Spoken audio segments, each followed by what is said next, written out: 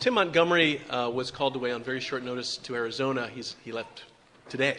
So he has given his wife, Ari, something to read on his behalf. So, Ari, I guess you'll do that now.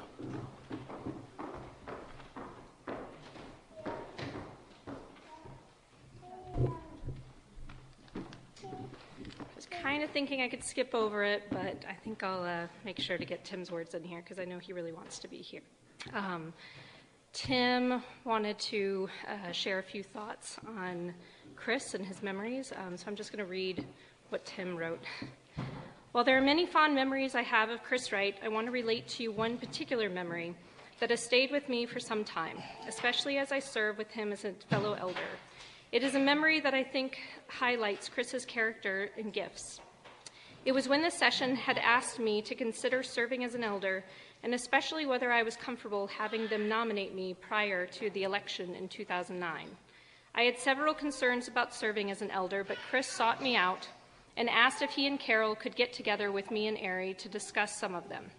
We ended up having them over for dinner and had a very long discussion about many, many aspects of the eldership, not only about the work of an elder, but also about many practical considerations, like how to strike a good balance between elder duties, work duties, and time with family.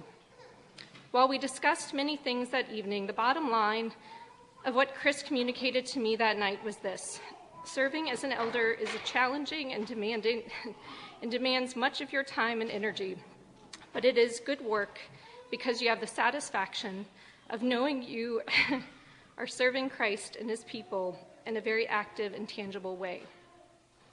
Talking to Chris and Carol that evening was sobering for me because it became clear to me just how much service as an elder would require of me, and that in many ways, somebody want to come finish this for me?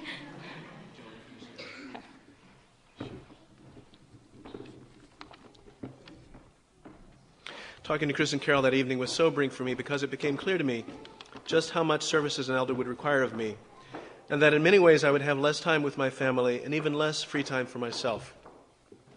But as I have reflected back on this conversation after becoming an elder, I am incredibly thankful that Chris didn't shy away from telling me so many of the hard truths about elder work. I can imagine that had I been in his shoes, I might have been tempted to downplay some of these more difficult aspects of the calling, so as not to unduly discourage me or to appear to be advising against serving. But I needed to hear what Chris said that night so that I could rightly assess the position of elder and clearly consider what was potentially before me.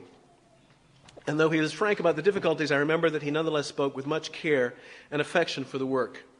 And I did not come away discouraged. And now that I have served alongside Chris for about 3.5 years, I can see that he was absolutely correct about so many things that he said that night. And I am thankful that instead of being surprised or perhaps overwhelmed and discouraged by these realities, I'm actually able to anticipate and plan for them. As an aside, I have to say I am still working out how to keep everything in balance. But Chris was also right about the goodness of serving as an elder, as I have indeed found it to be encouraging and satisfying for my soul to be leading and serving in Christ's body. Well, this has been a brief reflection of how I have observed and benefited from Chris's gifts, and now give thanks for them. But I would expect that many of you in the congregation have similar stories of how he is able to speak the truth plainly, but also with great care and thoughtfulness. This is surely a great encouragement to our congregation. While I am a relative newcomer to this church compared to Chris, I am even more thankful for him, because I know you have all benefited much from his gifts and character throughout his long and faithful service here. I close with a blessing. May the Lord see fit to continue blessing Chris with strength and health for many years to come.